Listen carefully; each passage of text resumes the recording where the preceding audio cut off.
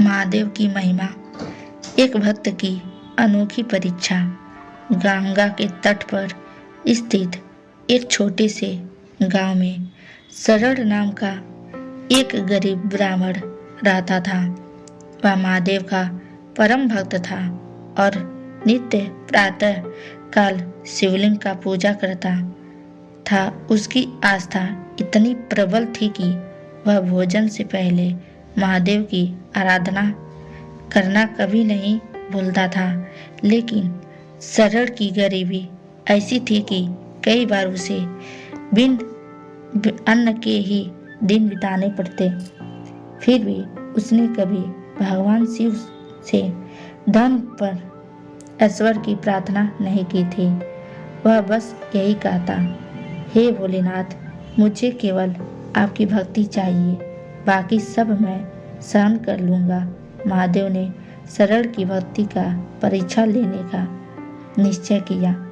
एक दिन जब सरल शिवलिंग की पूजा कर रहा था, एक अजनबी साधु उसके द्वार पर आया और बोला, बेटा, मैं बहुत भूखा हूँ, क्या तुम मुझे भोजन दे सकते हो? सरल चिंतित हो गया क्योंकि उसके पास खुद के लिए कुछ नहीं था।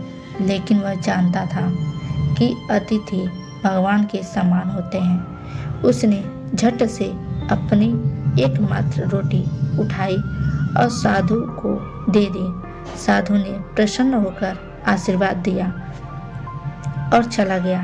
रात को जब शरण सोया तो स्वप्न में महादेव प्रकट हुए। उन्होंने मुस्कुराकर कहा, सरल, तुमने मेरी कठिन परीक्षा उत्तीर्ण कर ली।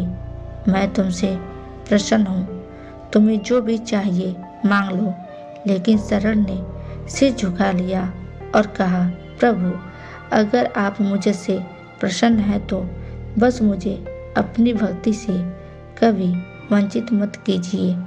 महादेव उसकी निस्वार्थ भक्ति देखकर अत्यंत प्रसन्न हुए। उन्होंने उसे वरदान दिया कि उसके घर में कभी अन्न धन की कमी नहीं होगी। लेकिन फिर भी वह हमेशा सरल और सच्चे हृदय से शिव की भक्ति करेगा। अगली सुबह जब सरल उठा तो उसने देखा कि उसके घर में अन्न और धन का भंडार भरा पड़ा था। लेकिन वह फिर भी वैसा ही विनम्र और भक्तिपूर्ण बना रहा। इस कथा से हमें यह शिक्षा मिलती है कि सच्ची भक्ति में कोई स्वार्थ नहीं होता। जो व्यक्ति निस्वार्थ भाव से भगवान की आराधना करता है, भगवान स्वयं उसकी चिंता करते हैं। हर हर महादेव।